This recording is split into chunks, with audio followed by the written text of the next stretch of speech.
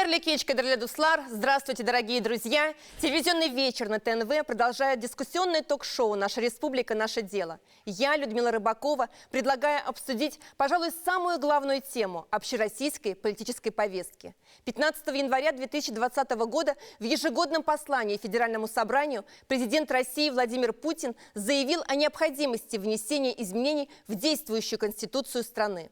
Глава государства предложил установить приоритет Российской Конституции над международным законодательством, закрепить в основном законе роль и статус Государственного Совета, расширить полномочия Госдумы, Совета Федерации и Конституционного суда, закрепить в главном законе Российской Федерации ряд мер социальной поддержки населения. О том, что представляют собой поправки в Конституцию России и почему нам так важно принять участие в общероссийском голосовании, сегодня в новом выпуске ток-шоу «Наша республика. Наше дело». В роли спикеров большой студии ТНВ сегодня Андрей Станиславович Кондратьев, председатель Центральной избирательной комиссии Республики Татарстан. Добрый вечер. Рад вас приветствовать. Рамиль Чингизович Тухватуллин, депутат Государственного совета Республики Татарстан. Добрый вечер, Рамиль Чингизович. Добрый вечер, здравствуйте. Олег Викторович Морозов, член Совета Федерации Федерального собрания Российской Федерации. Добрый вечер. С нами в студии в роли наших экспертов Светлана Михайловна Захарова, председатель Комитета Государственного совета Республики Татарстан по социальной политике. Добрый вечер, Светлана Михайловна. Добрый вечер. Депутат Государственной Думы Российской Федерации Марат Мансурович Бариев. Добрый вечер. И также в режиме видеоконференции с нами на связи Борис Давыдович Менделевич, депутат Государственной Думы Российской Федерации. Сегодня, 25 июня, в нашей стране стартовало общероссийское голосование по поправкам в Конституцию. Вопрос, на который все мы должны ответить, звучит следующим образом. Вы одобряете изменения в Конституцию Российской Федерации? На выбор два варианта ответа – да или нет. Почему всем нам так важно проголосовать? Почему необходимо обозначить свою гражданскую позицию? Об этом президент Республики Татарстан Рустам Нургалиевич Минниханов. Внимание на экран. Хөрмәтле ватандашлар, уважаемые татарстанцы, с 25 июня по 1 июля мы станем участниками исторического события – общероссийского голосования по вопросам одобрения изменений в Конституцию Российской Федерации. Конституцияға түзәтмәләр кертү Россия куәтен ныгыту һәм туган республиканың үсүе өчен яңа мөмкинлекләр бирә. Шуңа күрә Дәүләт Советы Татарстанның әйдәп баручы сәяси һәм иҗтимагый көчләре аларны хуплады. В Татарстане при поддержке Федерального центра и лично Владимира Владимировича Путина реализуются масштабные программы. Сегодня наша республика – регион-лидер по многим показателям. Поправки к Конституции – это закрепление имеющихся достижений и стремление заложить прочный фундамент будущих успехов. Төзәтмәләр традицион гаилә кыйммәтләрне саклап калуга ярдәм итә, баланың гармониялы үсешенә шартлар тудыра, Россиянең мәдәни мирасын, барлык халыкларның үзенчәлеген, телен, мәдәниятен һәм гореф-гадәтләрен саклый. В условиях пандемии коронавируса большое значение приобрели поправки в части обеспечения доступной и качественной медицинской помощи социальной защищенности граждан. В год 75-летия Великой Победы и столетия образования ТССР особым смыслом наполняются поправки, которые запрещают действия по фальсификации истории. Традиции, суверенитет, государственное единство – фундамент, на котором стоит наша страна. Поправки в Конституцию укрепляют это основание, отражают возросшую роль России в современном мире. Дорогие друзья, проголосовать можно в течение недели в удобной для вас форме. Предприняты все меры безопасности. Уверен, подавляющее большинство татарстанцев проявят активную гражданскую позицию и поддержат поправки в ходе общероссийского голосования. Желаю вам доброго здоровья, счастья, благополучия и оптимизма. Сезгә һәм гаиләләрегезгә сәламәтлек, бәхет, именлек һәм иң изге теләкләр телим. Вот такой призыв от нашего президента Рустама Нургалиевича сегодня в первый день голосования. И, Андрей Станиславович, первый день общероссийского голосования для вас лично – это и экзамен своего рода. Как вообще обстоят дела на избирательных участках? Пожалуйста. Хайрли кеш, кадырли дуслар, уважаемые телезрители, уважаемая Людмила Николаевна, гости, приглашенные. Вы знаете, на самом деле это испытание для нас, для всех. Мы понимаем, что, вот как сказал президент, это историческое событие. И последний раз мы голосовали на референдуме, на таком общероссийском голосовании в 1993 году, как раз за ту конституцию, по которой мы с вами сейчас, собственно говоря, и живем.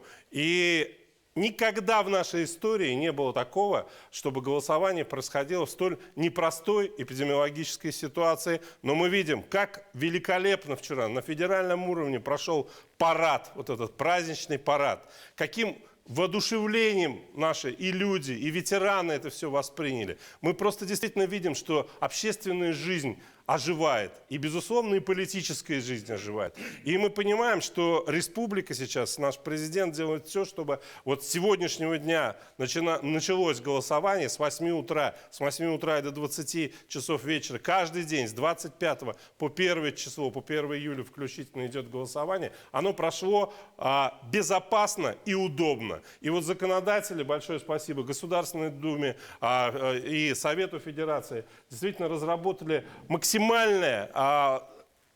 базу для того, чтобы обеспечить и возможности для людей. Это не только на участках для голосования, это и на придомовых территориях возможно. Это не только пригласить домой для голосования тех, кто болен, но у нас много людей, которые просто проявляют настороженность и сейчас находятся дома, на самоизоляции. Это и правильно. И они могут позвонить, обратиться в участковую комиссию. Таких обращений очень много. И обязательно комиссия придет к вам домой. Безусловно, мы сделаем все, чтобы они были обеспечены и средствами индивидуальной защиты, чтобы голосование было бесконтактным, чтобы оно было безопасным. На самом деле это вот правильно, что безопаснее, чем сходить в магазин. Андрей Станиславович, слово «безопасность» в новой нормальности – это, наверное, самое такое актуальное, потому что вопрос именно всех избирателей – безопасно ли прийти на избирательные участки, безопасно ли прийти на голосование? Вы знаете, на самом деле прийти на это историческое голосование просто это общественный выбор каждого. Я думаю, что татарстанцы, которые всегда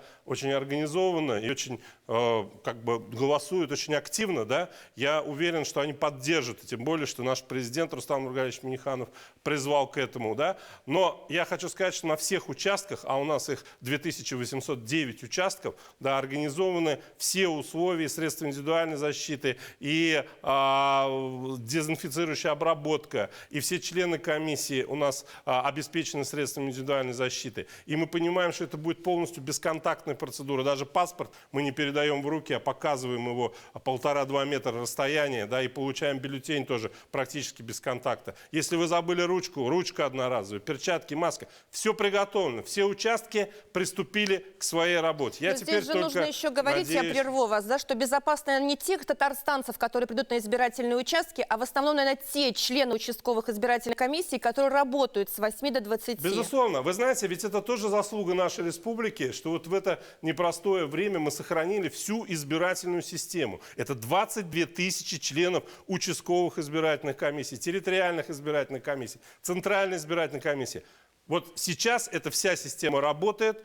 Мы тоже, видите, даже вот здесь на телевидении приходим в перчатках и в масках, потому что сберечь членов участковой избирательной комиссии – это тоже большая задача. Я думаю, что мы все с ней справимся. Спасибо вам огромное. Мы будем, конечно же, следить все вместе с вами за ходом общероссийского голосования по поправкам в Конституцию. И, конечно же, 1 числа, каждый из нас до 1 числа или 1 обязан дня прийти и до 1 числа с 8 до 20 на участках мы ждем вас. Спасибо огромное. И о важности голосования для каждого из нас высказался первый президент Республики Татарстан, государственный советник Татарстана Ментимир Шарипович Шаймиев. Пожалуйста, на экран. Предложенные поправки к Конституции направлены на всестороннее укрепление Российской Федерации с учетом внутренних и внешних факторов. Главное, чтобы все положения основного закона неукоснительно соблюдались.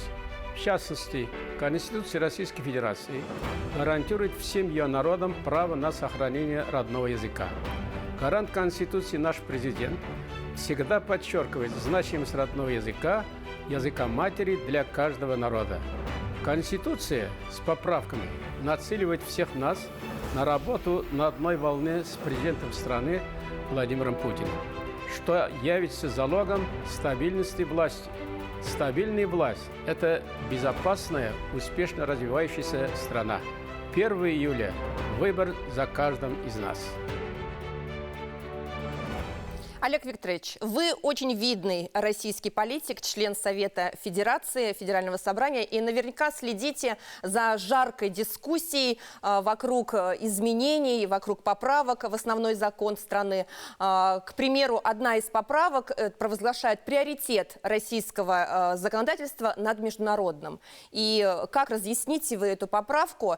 И поможет ли эта новая законодательная норма не допустить вмешательства заграничных доброжелателей на наши внутренние дела? Вы знаете, мы прожили 27 лет вот от прежней Конституции до сегодняшнего дня. И в Конституции 93 года записана норма в статье 15, пункт 4. Кстати, хочу обратить внимание телезрителей, эта норма осталась, и она будет действовать. Но она была единственной и гласила, что если мы заключаем какой-то международный договор, и нормы этого договора противоречит нашему национальному законодательству, то действует международный договор. Кстати говоря, такая норма содержится во многих законодательствах мира, и ничего, казалось бы, в этом плохого нет. Но вот эти 27 лет, прожитых нами, показали, что мир не такой радужный вокруг нас, не такой комфортный, как нам казалось, и очень часто наше участие, наше членство в международных организациях, наши обязательства по каким-то международным договорам, наше стремление во всех ситуациях соблюдать международное право наталкивалось, во-первых, на противодействие со стороны некоторых наших внешних конкурентов, а с другой стороны вступало в противоречие с нашими интересами, с нашими национальными целями.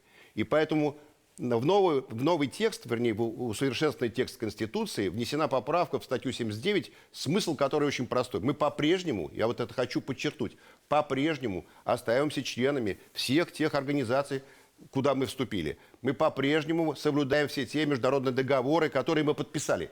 Но если представить себе, что какая-то норма этого договора или какие-то наши обязательства вступают в противоречие с действующей Конституцией или нарушают права и интересы российских граждан, тогда мы отдаем приоритет Конституции и правам и интересам наших граждан. Вот эти две нормы, они теперь сбалансировали наше отношение к нашим обязательствам вовне, с пониманием того, что всегда все-таки приоритетны наши граждане, интересы нашей страны и нормы Конституции. Ну, наверное, и любая поправка, которая есть, она все-таки в интересах наших граждан, наших россиян. Но разумеется, их более 200 этих поправок.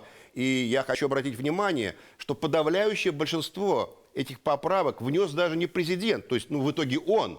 Но когда он обозначал идеи поправок в Конституцию в послании, там было гораздо меньше поправок, а огромное число этих поправок внесли граждане в ходе работы на рабочей группы по изменениям Конституции, которые представляли самые разные сегменты нашего общества. Это львиная доля поправок.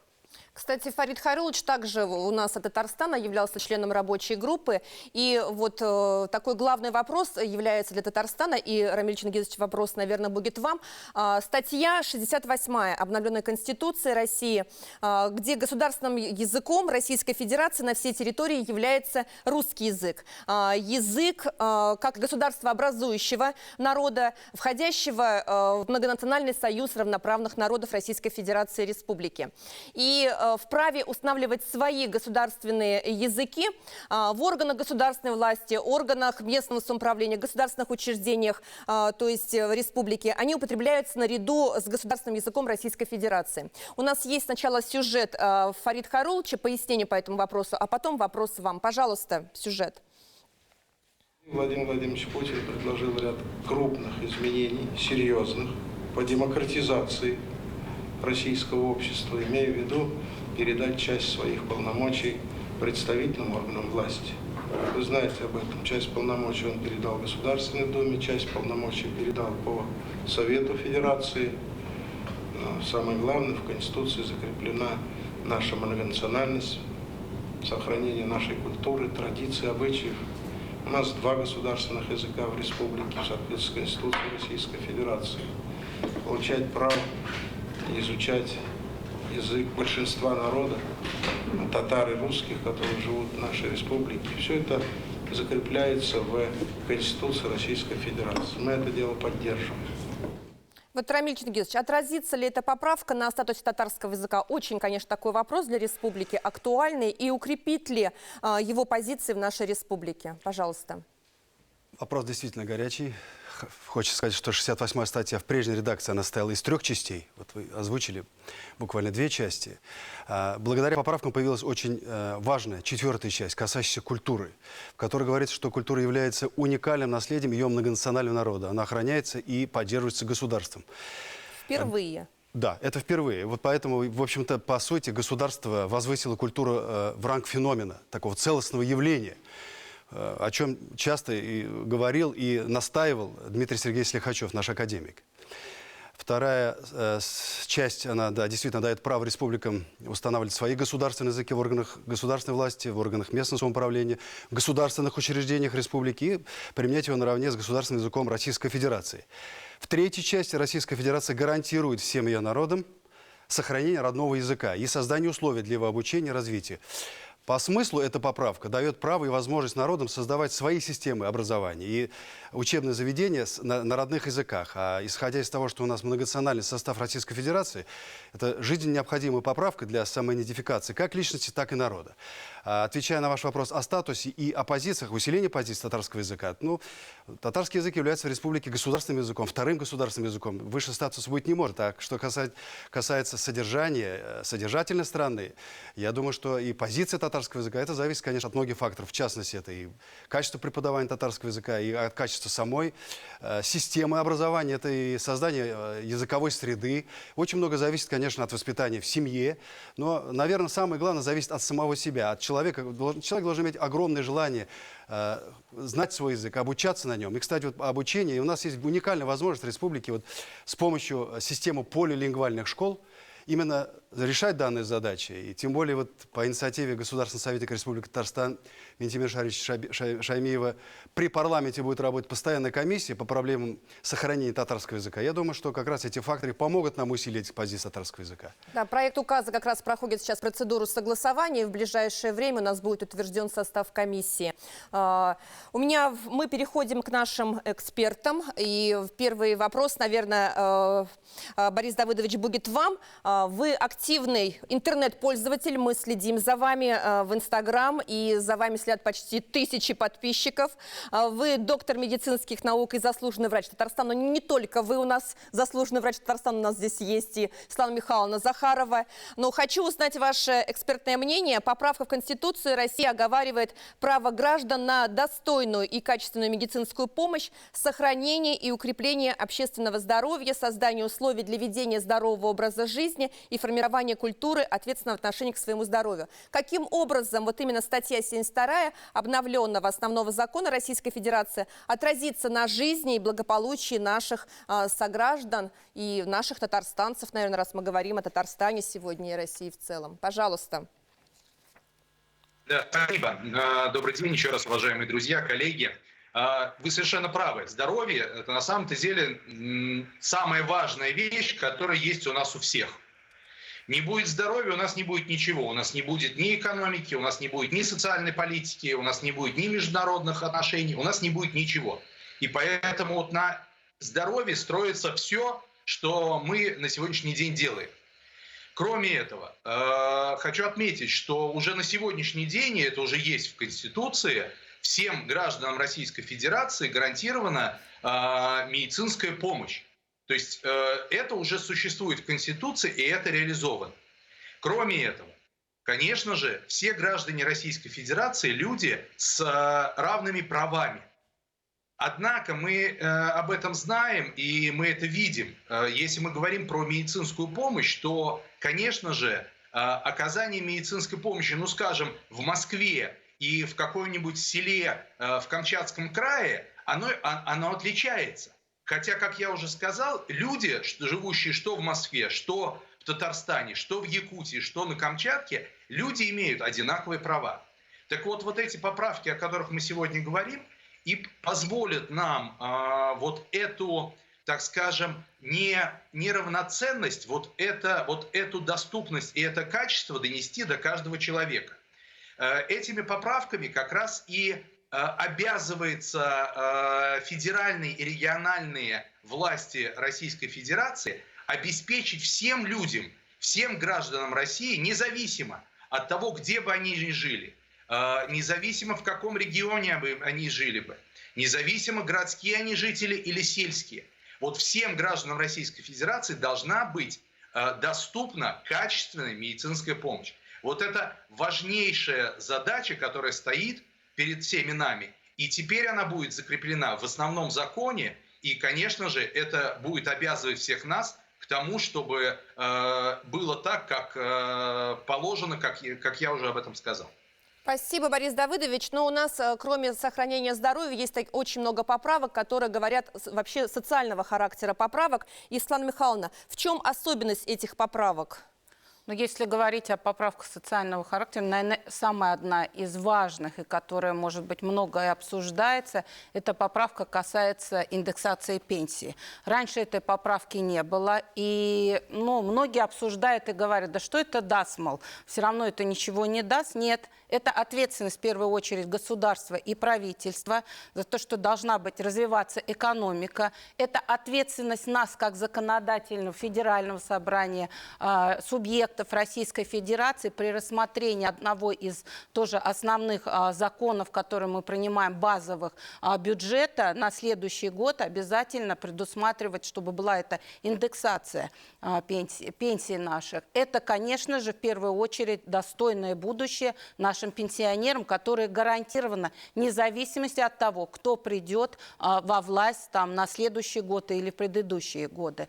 Но и следующая поправка, она касается наших социальных выплат, которые касаются как раз субъектов Российской Федерации. И мы с вами при рассмотрении бюджета должны будем уже учитывать, смотреть, чтобы в бюджете была проведена индексация всех этих поправок. Надо, конечно, отдать должное, что в Республике Татарстан ежегодно при рассмотрении бюджета наш комитет смотрит, и все эти выплаты у нас индексируются, но экономическая ситуация может быть любая. И, конечно, где-то правительство может сказать, вот нет, в этом году мы не сможем индексировать наши выплаты. Но основной закон нашей страны, он гарантирует то, что ежегодно должна быть индексация данных выплат. И, конечно, МРОТ это обеспечивает тоже стабильное будущее и ту самую пенсию, которая не должна быть меньше прожиточного минимума пенсионера субъекта Российской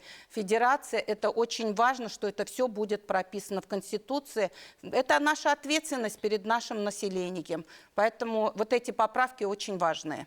Да, очень вообще большая работа была проведена по ликвидации серой занятости, и когда работодатели как бы скрывали все эти налоги, поэтому сейчас то, что закреплено в Конституции, конечно, здесь еще под законодательные акты необходимо будет. Я думаю, что наше же население, то есть получит свою достойную пенсию. И, Марат Мансурович, у меня вопрос к вам. В последнее время, годы в общественной жизни в нашей как бы большую роль уделяется волонтерскому движению. Не секрет, что вообще и волонтерское движение зарождено было еще в 2000-х годах, 2002, наверное, год, добровольческие, волонтерские центры. Затем у нас в Татарстане очень активно это универсиады, это все спортивные большие мировые мероприятия. И последнее, это, конечно же, в условиях коронавирусной инфекции волонтерство очень активно, то есть сыграло большую роль при проведении, оказании помощи нашим россиянам. Впервые, опять же, закреплено в Конституции именно поддержка волонтерства, молодежной политики. Пожалуйста, ваше мнение по этому поводу? Ну, справедливости ради надо сказать, что добровольчество, оно было у нас и раньше, и в советское время, но действительно вот в последнее время, в 2000-е годы, это движение добровольчества, волонтерства, оно настолько развилось, настолько систематизировалось, что стало заметным явлением в обществе. Добровольцы, волонтеры берут на себя очень много различных социальных инициатив и являются очень активной вот, частью нашего общества, которая решает многие вопросы. Кстати, вот и во время пандемии тоже волонтерские центры, один из которых вот Светлана Михайловна как раз возглавляет, сделали очень много в плане поддержки и помощи малоимущим, в плане обеспечения самоизоляции, доставки продуктов, лекарств тем, кто не может выйти и у кого нет возможности, чтобы им близкие, там кто-то могли принести вот продукты первой необходимости, лекарства и так далее. Вот. И вот волонтерство стало столь заметным явлением, что сейчас мы приняли уже закон о волонтерстве, вот, в последние годы вносили поправки, но закрепление положения о волонтерстве в Конституции говорит о том, что руководство страны, президент страны уделяют этому явлению очень серьезное внимание, высоко оценивают их эффект и эффективность их работы. И вот признание в Конституции, конечно, позволит волонтерам еще более эффективно работать, еще больше развиваться. А что касается молодежной политики, это для меня, ну, как бы вопрос очень близкий. В силу моей работы за последние 20 с лишним лет мы всегда стремились и стремимся, ставим задачу законодательного обеспечения молодежной политики. К сожалению, федерального закона до сих пор нет о молодежной политике, но вот президент, если мы в правительство не могли достучаться до сих пор о необходимости законодательного закрепления молодежной политики, то вот президент, он поддержал предложение молодежных организаций страны. Кстати, я сам тоже внес соответствующую поправку после первого чтения в законопроект. И положение о молодежной политике сейчас в 72-ю статью внесено, я думаю, будет поддержано. Поэтому я рассчитываю, что молодежь республики, страны активно примет участие в голосовании на этой неделе для того, чтобы вот официально закрепить свое положение в обществе. И это тоже позволит еще больше уделять внимание проблемам молодежи, заниматься этими проблемами, создавать условия для самореализации молодежи в нашей стране. И вот в этих новых непростых условиях это еще более важно, потому что во время кризисов, в том числе и вот этого, связанного с пандемией, конечно, одним из основных слоев населения, к сожалению, является молодежь пострадавших.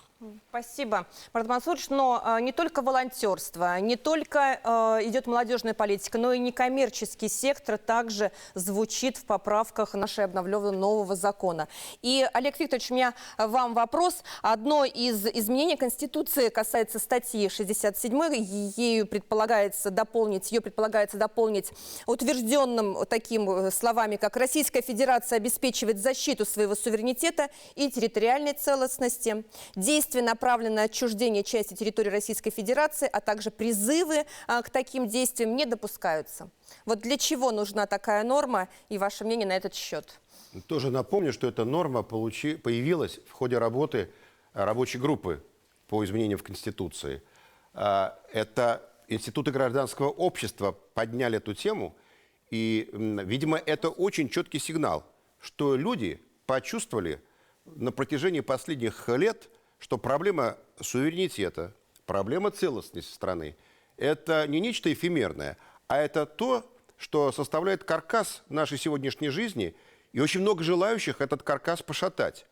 Потому что то и дело, вот если посмотреть на зарубежные СМИ, на некоторые высказывания западных политиков, вдруг ни с того ни с сего появляется тема Калининграда. Мы уже там прожили несколько десятилетий под флагом требований Японии изменить статус Курильских островов. Значит, появилась тема Крыма, который вошел в состав России в результате добровольного изъявления крымчан. Теперь говорят, нет, это нужно подвергнуть сомнению при помощи каких-то неких норм международного права, а мы должны якобы подчиниться этим нормам и отказаться от суверенитета Крыма и целостности страны. Вот для того, чтобы ни у кого вообще не было даже помыслов на этот счет, очень жестко написана эта статья Конституции. Это, наверное, вот норма такого наиболее прямого действия. Она прямо запрещает любому лидеру государственному, любому органу власти вообще даже вести переговоры на эту тему. Наша территориальная целостность, наш суверенитет – это на века, это достояние народа, достояние российской нации, всех субъектов Российской Федерации. И это не подлежит никаким сомнениям и никакому расшатыванию.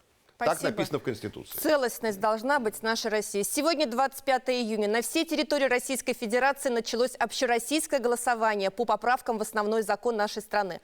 Главный день голосования намечен на 1 июля. Впервые более чем за четверть века, с 12 декабря 1993 года, когда россияне голосовали за нынешнюю Конституцию России, каждый из нас может принять участие в решении важнейшего общественного вопроса о регулярной индексации пенсий, о гарантиях благосостояния граждан, которые также прописаны в поправках и обновленной Конституции, мы поговорим сразу после короткой рекламы на ТНВ. Не переключайтесь.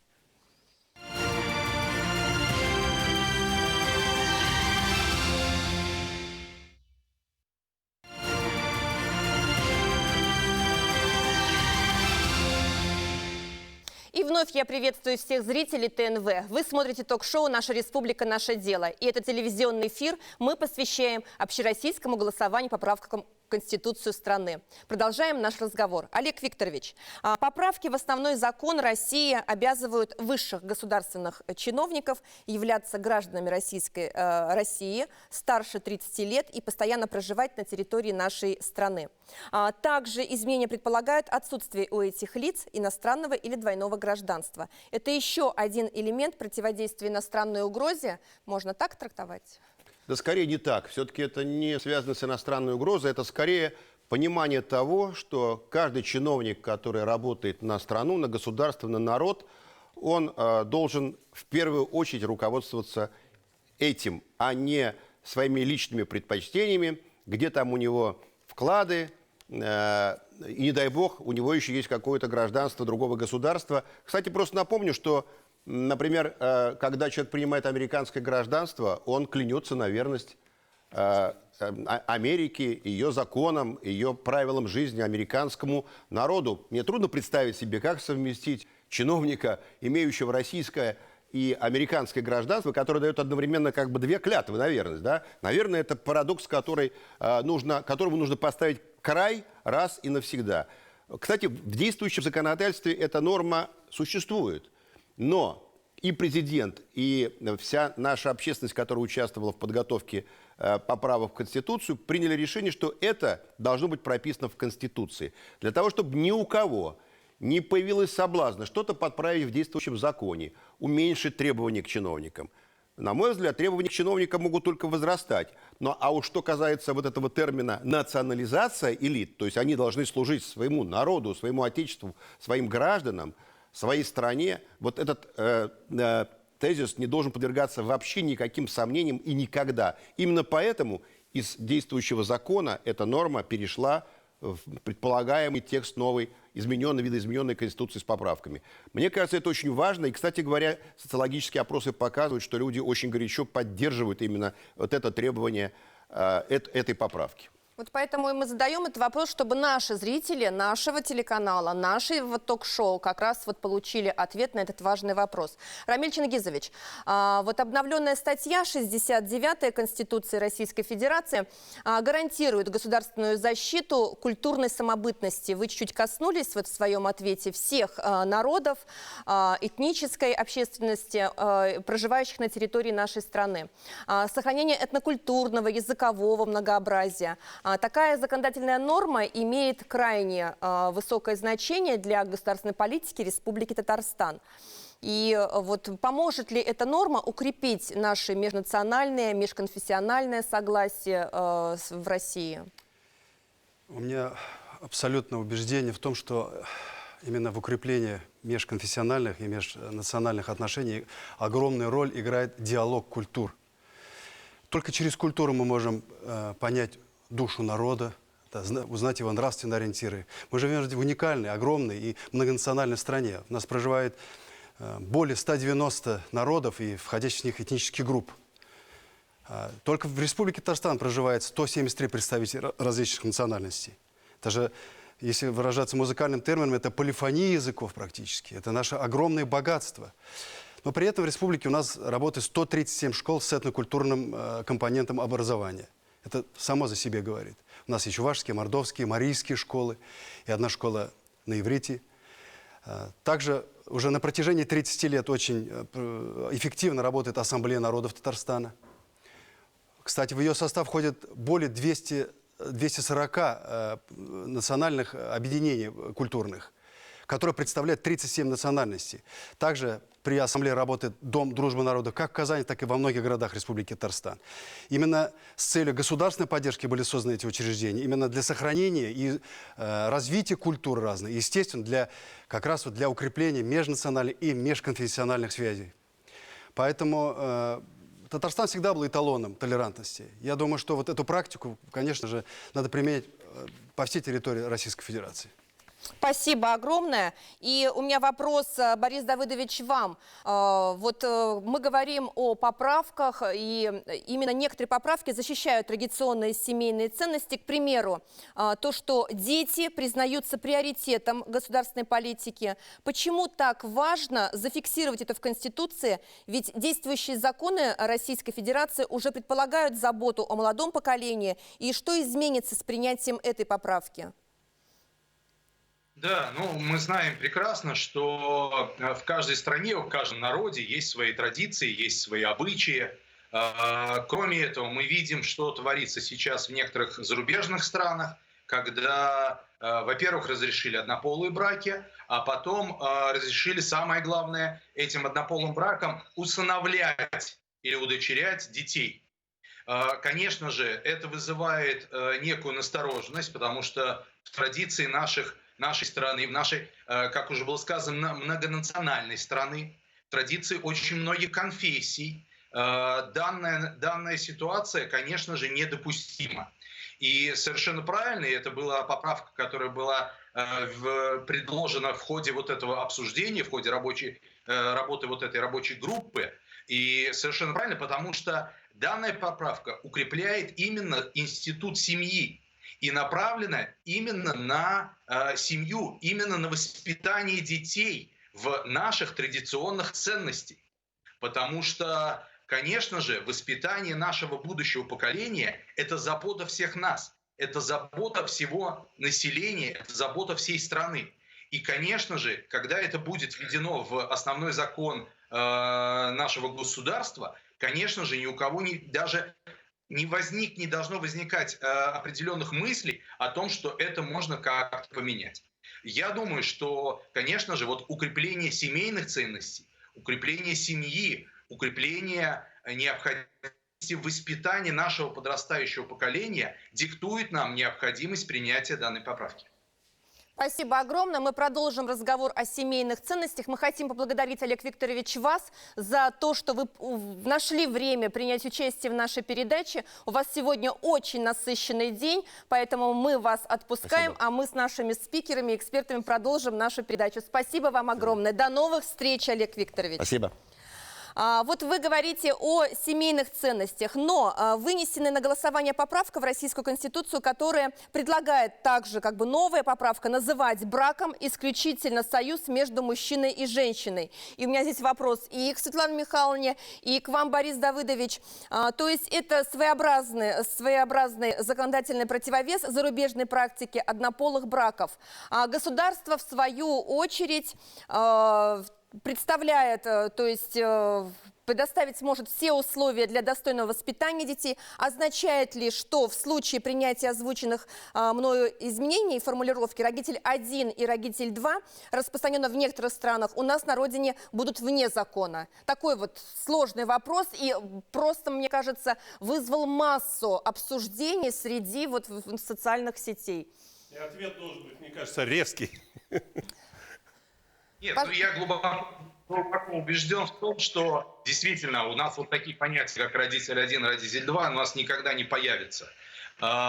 Конечно же, в наших традициях, да, мама, папа, это святое, то, что у нас есть. Поэтому я при всем при том, что очень много различных поправок, отметил бы, что именно то, о чем говорится вот в этой поправке, то, о чем мы говорим, когда вспоминаем семейные ценности, воспитание наших детей, вот это очень важная вещь. Спасибо, Борис Давыдович. Светлана Михайловна. Ну, я, наверное, добавлю, вот вы сказали, мы медики, физиологии, в общем-то, рождение ребенка – это женщина и мужчина. И, конечно, никакой не родитель 1, родитель 2 не может произвести на свет, неся в 9 месяцев в утробе матери ребенка. И, конечно же, мы защищаем права именно нашей семьи на то, что семья – это вот та самая ячейка общества, которая должна быть, где есть мама, есть папа, есть дети. Наверное, поэтому и слово «семья» – это где это единое все. И, конечно же, это одна действительно из важнейших тоже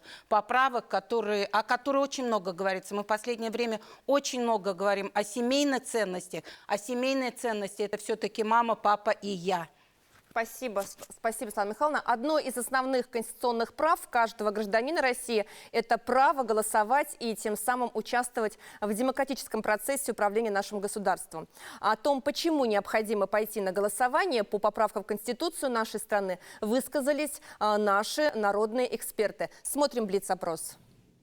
Скажите, пожалуйста, пойдете ли вы на голосование по поправкам в Конституцию? А у меня электронное голосование. Так. Так. Как вы им воспользовались? Расскажите. На почту пришло сообщение, я отреагировала и зарегистрировалась. Тем более у меня в Москве не будет в это время, поэтому буду электронно голосовать. Очень удобно. Отлично.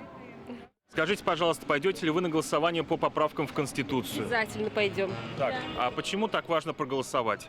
Как вы считаете? Потому что от нас все это и зависит. Обязательно. А почему важно сходить и проголосовать, как вы считаете? Потому что мы живем здесь, поэтому нам все это надо. А почему вы думаете, что важно идти на голосование? Чтобы внести свою лепту в историю. Ну, потому что мы живем в своем обществе, и мне не безразлично судьба моей страны. Ну, думаю, это все ради нас, нам же жить вперед идти. Не сидеть на месте, действовать, думать, дерзать. А почему важно сходить и проголосовать, как вам кажется? Ну, это же наше будущее. Ну, действительно, вот мнение татарстанцев, народных экспертов, то, что мы пойдем голосовать, это наше будущее, что молодое поколение говорит, что более старшее, потому что вот мы ответственны за свое будущее. Марат Мансурович, у меня вопрос. Согласно тексту поправок, обсуждаемых нами, Совет Федерации и Государственная Дума вправе осуществлять парламентский контроль. И порядок осуществления парламентского контроля определяется федеральными законами и регламентами Палат Федерального собрания. До сегодняшнего дня такая норма не была определена, и чем вообще, что поменяется с ее принятием?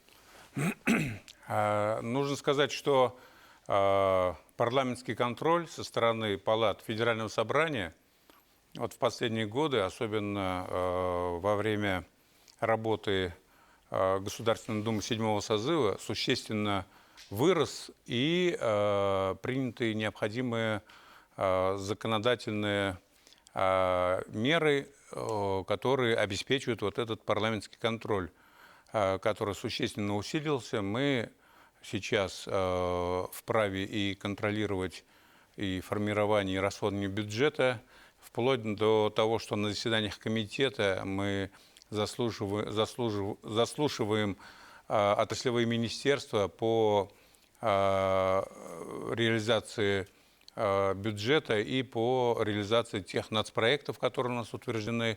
Но внесение нормы о парламентском контроле в Конституцию страны, конечно, существенно усилит вот эти полномочия, статус парламентского контроля, а это, в свою очередь, позволит населению, избирателям, всему нашему обществу через своих депутатов, через депутатов Государственной Думы, через сенаторов Федерального Совета Федерации отслеживать эффективность работы исполнительных органов федеральных органов власти и органов власти субъектов федерации. Ну, это здорово, потому что вот сейчас мы говорим, какое количество финансовых средств поступает, например, в частности, в нашу республику, даже по национальным проектам. И, конечно же, необходим контроль, контроль парламентский. Тоже депутаты Государственного совета со своей стороны готовы, как члены рабочей группы, контролировать не то, что финансово, а качество исполнения, качество выполнения тех работ, которые по реализации национальных проектов. Спасибо огромное, Марат Мансурович. Андрей Станиславович, возвращаясь к вам, мы очень рады, что вы сегодня находитесь вместе с нами, нашли время в таком режиме. Современная избирательная система в Татарстане, вообще, как вы оцениваете ее потенциал? Людмила Николаевна, я, если можно, начну с комментария к предыдущему замечательному сюжету, который сделали журналисты ТНВ телеканала. Да? Вот посмотрите, вот она, активная гражданская позиция. Вот так нас воспитывали, так нас воспитали. Мы такие татарстанцы, мы такие россияне. Да? Я знаю вашу жизненную позицию. Светлана Михайловна, низкий поклон преклоняюсь, Борис Давыдович, перед врачами, которые действительно сейчас спасают страну, спасают наше население, спасают наших родных. Марат Мансурович, его безмерной гражданской позиции по отношению к молодежи, который призывает всегда молодежь. Это ведь историческое событие, в котором ты просто не можешь не принять участие. Да? Рамиль Чингизович, который знает, по-моему, все люди культуры, уважающие себя люди, его позицию по поддержке культуры. И вот все, что мы сегодня обсуждаем, и как говорят наши телезрители, да, на улицах городов, оно внушает нас такой оптимизм и взгляд в будущее. И действительно, мы сегодня должны проявить гражданскую позицию, гражданскую активность. Ведь там уже на участке голосования, где безопасно, где созданы все условия, ты сам выбираешь, как тебе ответить на этот вопрос. Но прийти на голосование, я считаю, что это гражданская позиция каждого жителя нашей республики и нашей великой страны России. А что касается голосования, то система голосования, вся система голосования Республики Татарстан, она готова к самому голосованию. Сегодня она это подтвердила. В 8 утра открылись все избирательные участки. Мы ждем наших избирателей, мы ждем на участках, мы ждем на сформированных площадках во дворах, мы рассматриваем все заявления, и сейчас кто в силу каких-то причин не сможет прийти на участок для голосования, которые открыты с 8 и заканчивают работу в 20:00, с 25 по 1 июля включительно, да, придем домой членами участковой избирательной комиссии. У нас, посмотрите, вот подтверждение, 15 тысяч наблюдателей. Я даже подумать не мог о таком количестве, которое сейчас через Общественную палату с сегодняшнего дня уже наблюдает за этой процедурой голосования. Но это же тоже все неравнодушные наши жители Это в разы Татарстана. больше, чем обычно у нас наблюдателей на наших избирательных кампаниях. Поэтому я смотрю на это голосование с большим оптимизмом. Я считаю, что те скептики, которые по-разному оценивают эту систему, должны быть полностью убеждены, что избирательная система Татарстана к голосованию не только готова, но и она полной боевой готовности в плане безопасности и удобства для наших избирателей. Вы сказали, мы можем голосовать на избирательных участках, на улицах, то есть прийти по своему адресу в специально прописки. Подготовленных местах. Ведь это тоже не просто так, на улице там где-то, да? Эти участки отбирались, Роспотребнадзор осматривал, Минздрав вместе консультировались по этим вопросам. То есть это созданный удобно участок, понимаете? Свежий воздух – это всегда большая безопасность. По месту регистрации. Да, конечно. Вот, мы обращаемся Но и к у нас нашим... много людей, которые обратились в систему «Мобильный избиратель». То есть они обратились, и мы представляем такую возможность проголосовать там, где они работают, например, а живут в Бугульме, а голосовать будут в Казани. Спасибо, Андрей Станиславович. У меня есть небольшой блиц-опрос для всех участников нашего сегодня ток-шоу. Вы пойдете голосовать за Конституцию по поправкам? Посмотреть. Да, Рамиль Чингизович, вам. Обязательно пойду. Это я считаю, даже это гражданским долгом своим. Это огромное событие Российской Федерации. И высказать свое мнение, свои отношения к этому я просто обязан. Мое внутреннее чутье, мой внутренний мир, он требует того, чтобы я участвовал в этом. Борис Давыдович, вам такой же вопрос. Вы пойдете голосовать по поправкам в Конституцию нашей страны? Примите участие? Мне кажется, он уже проголосовал. Больше. Я это делаю сегодня. Я воспользовался сайтом государственной услуги, и так как я зарегистрирован в Татарстане, а нахожусь сейчас в Москве, я через сайт выбрал себе участок в городе Москве, и сегодня я этим воспользуюсь. И еще одно, если позволите, я хотел бы сказать. Неоднократно, вот Андрей Станиславович об этом говорил, и я как врач могу подтвердить.